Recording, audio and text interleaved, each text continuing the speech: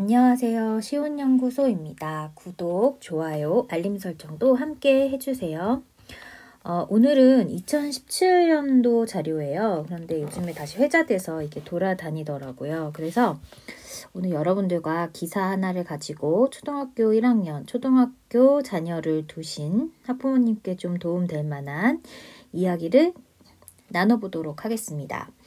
제목은 초등학교 1학년은 학교 혼자 가기 연습, 중학교 1학년은 초등수학 복습하세요 라는 내용입니다. 그래서 소제목으로 예비초 1, 중학교 1, 뭘 준비할까요? 라는 제목을 달고 있는데요. 설렘밤 걱정 반, 새학년 새학기를 앞둔 학생과 부모의 마음입니다. 특히 상급학교에 진학하는 초등학교 1학년, 중학교 1학년 자녀를 둔 학부모는 기대보다는 불안감이 크기 마련이죠. 학교, 교사, 수업 방식 등 많은 것이 달라지는 환경에 아이가 제대로 적응할지 걱정부터 앞섭니다.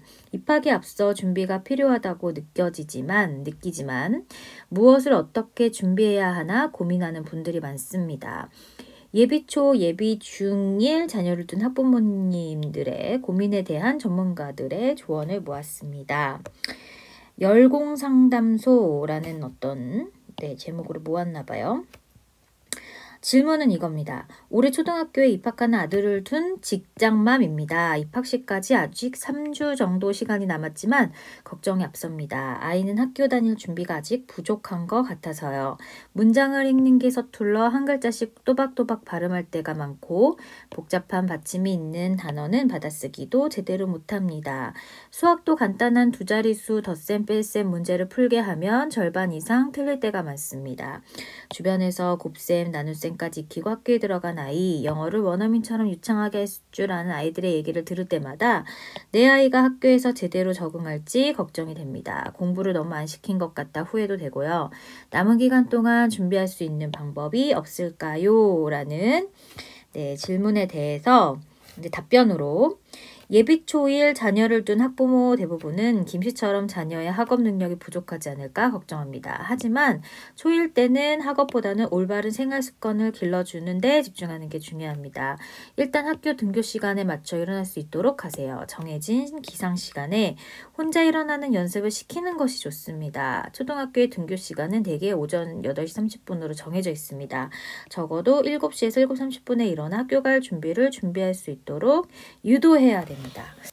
저는 되게 이분이 지금 누가 답변을 하셨는지는 모르겠는데 정말 이 부분은 정말 공감합니다. 제가 지금 이 어머님께서 걱정하고 계시는 이런 내용 있잖아요. 한글에 대한 내용, 수학에 대한 내용, 영어에 대한 내용, 이런 어떤 학습적인 부분은 특히 초등학생들이 다룰 수 있는 이런 학습적인 부분은 사실 많지 않습니다. 그 깊이가 아주 깊지가 않아요. 그래서 저희가 고등학교 2학년, 고등학교 3학년 때 바짝 공부하면 좋은 대학을 가기도 했었던 것처럼 정말 이런 어떤 입시를 위한 공부에 있어서는 시간과 열정 있으면 금방 따라잡을 수가 있어요.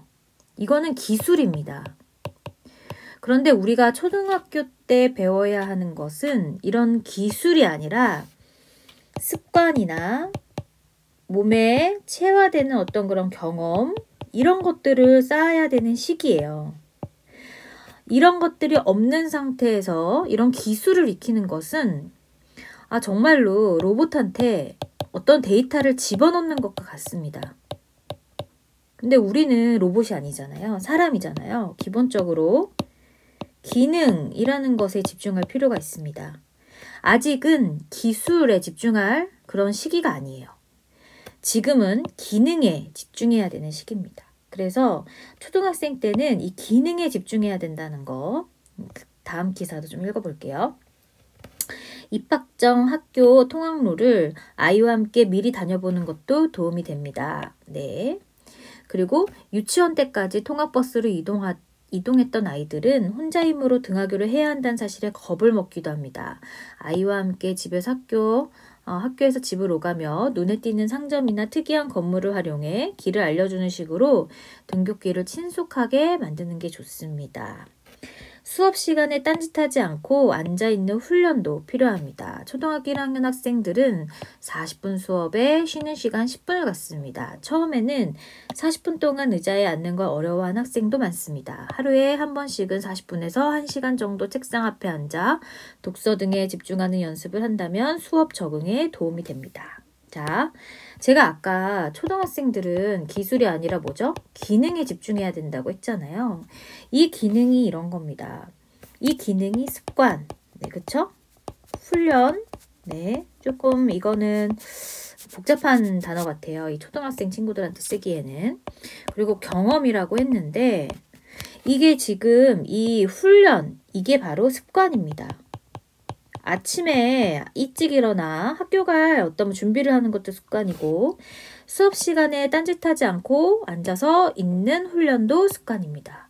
초등학교 때는 이런 기능이 되게 중요한 시기예요. 이거는 시기를 놓친다면 이거 다시 이 기능을 바로잡기가 굉장히 힘듭니다. 심리적인 부분과도 연결이 지어져 있기 때문에 충분히 해야 되는 시기에 그 시기에 꼭 해야 되는 겁니다. 기술은 언제든지 배울 수가 있어요. 자기가 마음만 먹은다면. 그렇지만 이 기능은 그때 잘 학습되지 않으면 나중에 이 기능을 다시 돌이키기란 굉장히 이 지금 그 사람한테 그러니까 그 자녀죠. 자녀한테 굉장히 힘든 일이 됩니다. 계속 읽어볼게요. 요즘엔 입학 전 선행학습을 당연히 여기는 학부모가 많습니다. 하지만 과목별 특징이나 아이의 학습 수준, 태도, 흥미에 따라 범위를 정하는 게 좋습니다. 일주일에 한 달 정도 앞서가는 건 학교 생활에 적응하는 데 도움이 될 수 있지만 한 학기 이상의 과도한 선행은 오히려 수업에 흥미를 잃게 해 학교 생활에 적응하는 데 장애가 될 수가 있어요. 엄마가 학교에서 배울 내용을 미리 가르칠 때는 무리해서 많은 양을 주입식으로 알려주는 걸 피해야 합니다. 공부에 대한 거부감을 일으킬 수 있기 때문입니다. 국어 받아쓰기 연습을 시킬 때 아이가 평소 좋아하는 음식이나 색깔, 만화 주인공처럼 친근한 소재를 활용하면 좋습니다. 긴 글 읽기를 어려워하는 친구들은 좋아하는 책 한 권을 정해 30분에서 1시간씩 소리내 읽도록 하세요. 제가 지금 이 선행학습에 대해서 좀 이야기를 하자면 사실 학부모가 이 우리의 자녀를 학교에 그냥 믿고 맡기면 됩니다. 그러라고 학교가 있는 건데 학부모들은 학교를 믿고 맡기지 못하죠. 그래서 어떻게 하죠? 학원에 보냅니다. 근데 이 학원에 보내는 이유가 뭔가요? 남들과는 좀 앞서 나가기 위해서 학원에 보냅니다. 혹은 치우치지 않게 하기 위해서 학원을 보냅니다. 자, 그런데 이런 이면에는 어떤 생각들이 있을까요? 어머님, 학부모님들의 이런 이면, 학원에 보내서 앞서 나가고 치우치지 않으려고 하는 이런 이면. 남들보다 더 줄을 세우기 위해서 학원에 보내는 겁니다. 그러니까 몰래 줄 세우기 위해서 학원에 보내는 거예요. 학교에서는 똑같이 가르치니까 이 똑같이 가르치는 것만 해서는 이 줄 세우기에서 1등을 하기가 굉장히 어려운 거예요. 뭔가 더 해야 되는 거예요. 그러니까 몰래 더 해서 앞으로 치고 나가게 하기 위해서 학원을 보냅니다. 근데 이게 우리나라의 현재의 엄마들의 마음입니다. 몰래 치고 나가서 앞서 있게 하려는 것. 근데 이제 생각을 좀 바꾸셔야 됩니다. 이게 우리가 좋은 대학을 들어간다라고 생각을 하면 안 되고 이제는 아이에 맞는 좋은 진로를 결정하게끔 학부모님들이 지원을 해준다라고 생각을 바꾸셔야 돼요. 그래서 지금 현재 있는 이런 줄 세우기 식에서 아이를 위한 진로, 삶 쪽으로 생각을 바꾸셔야 됩니다. 그 다음 것도 계속 읽어볼게요. 초등학교 1학년 수학에서 수의 순서와 크기, 한 자릿수의 덧셈과 뺄셈을 배웁니다. 아이가 추상적인 수 개념을 어려워하면 구체적인 사물 그림을 이용하는 것도 방법이죠. 바둑돌을 10개씩 묶어 10의 배수를 알려주거나 연필 한 자루 그림 밑에는 1, 두 자루 그림 밑에는 2를 적는 식으로 수 개념을 이미지로 보여주는 것이 효과적입니다. 지금 여기에서 수 개념이라는 게 나오는데 제가 초등학교 때는 그런 어떤 학습의 깊이가 깊지 않다고 했잖아요. 깊지 않다고 했는데 이 초등학교 때 학습이 꼭 되어야 되는 것 중에 하나가 바로 이 수개념입니다. 그러니까 수개념. 이 수개념이라는 게 뭔가요? 더하기라든지 빼기, 곱하기, 나누기 이것에 대한 이해를 하는 거예요. 근데 아이들이 되게 실수를 많이 하잖아요. 뭐 단원평가든 뭐 중간에 쪽지시험 같은 걸 보면은 왜 그럴까요?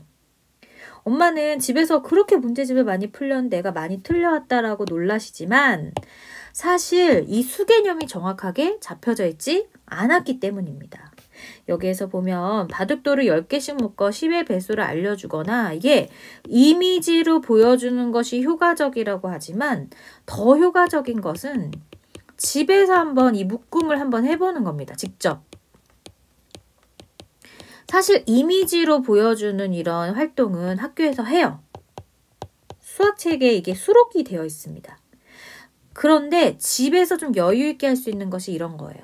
집에서 직접 뭐 돌을 주워와서 혹은 집에 있는 바둑판으로 바둑돌로 혹은 뭐 집에 있는 뭐 쌀알이라든지 뭐 이런 콩 이런 것들로 묶음이라는 개념을 직접 손으로 묶어보는 활동을 해보면 수의 개념에 대한 이해를 확실하게 할 수가 있어요.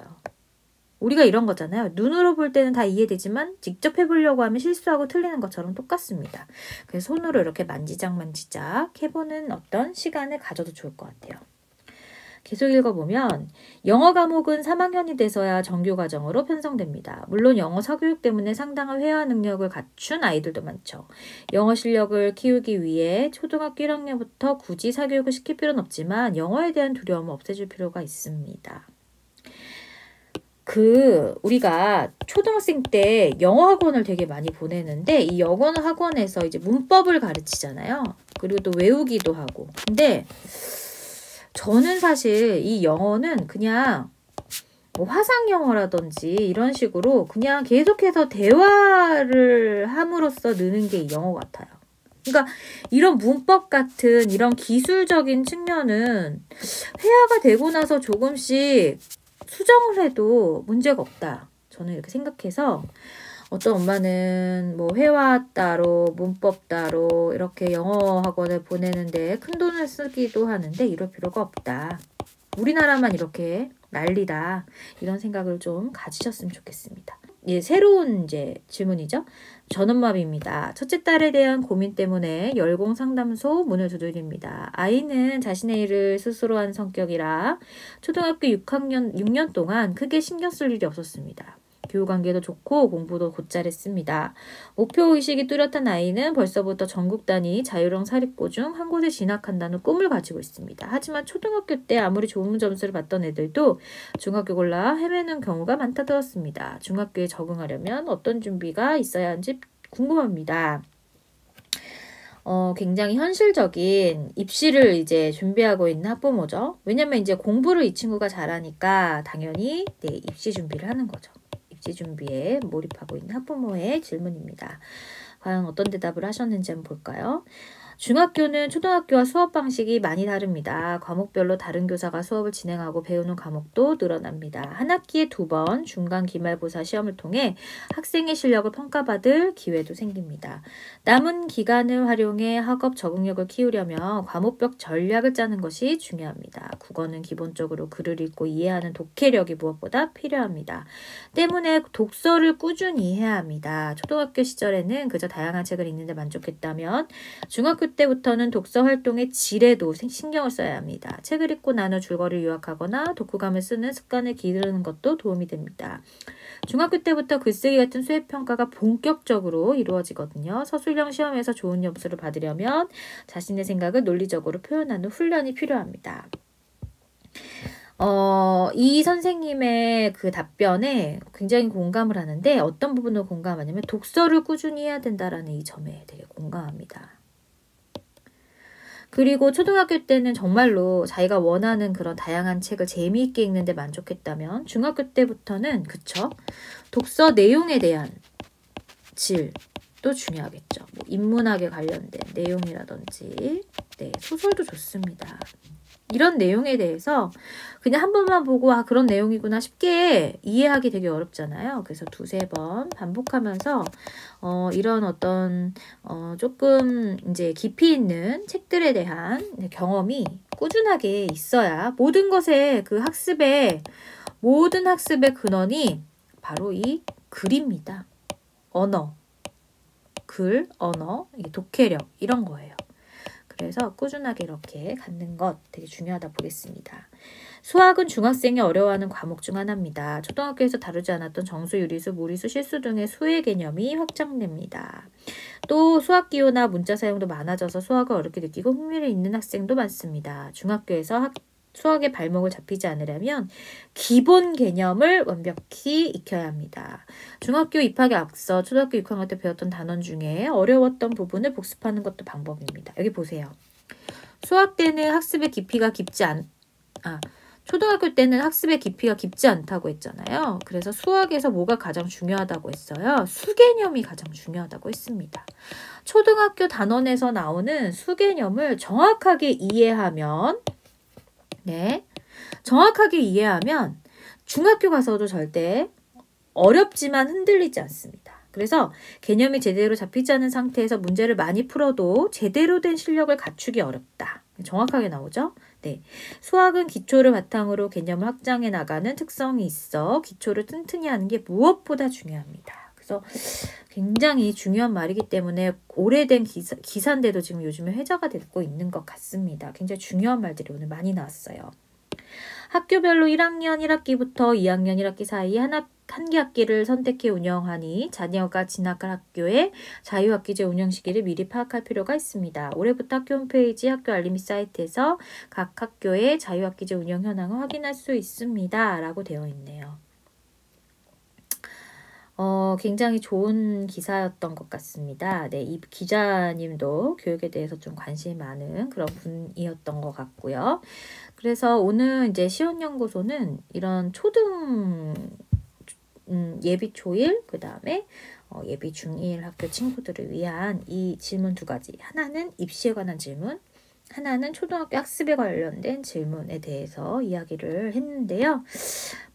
제가 좀 마지막으로 좀 이 중에서도 중요하다라고 생각되는 부분을 좀 몇 개만 요약 정리를 하자면, 첫 번째는 초등학교 때는 기능이다. 초등학교 때는 기능학습이 중요하다. 그래서 습관 들이는 게 중요하고 그리고 수개념을 정확하게 이해하고 있는 것이 중요하다. 이 두 가지만 잘 지키면 문제가 없다. 그리고 다양한 책을 읽어라 라는 거거든요. 다양한 책을 읽어라. 그리고 중학교 때는 독서를 좀 꾸준히 해라. 독서를 꾸준히 하고 자기가 초등학교 때 배웠던 수개념 중에서 정확하게 이해하지 못한 부분을 다시 한번 짚고 중학교로 올라가면 좋겠다라는 내용이 있습니다. 그래서 오늘은 시온연구소 여기까지입니다. 여러분들께 좀 도움이 된 그런 내용이었으면 좋겠습니다. 그럼 우리 다음 주에 다시 만나요. 안녕.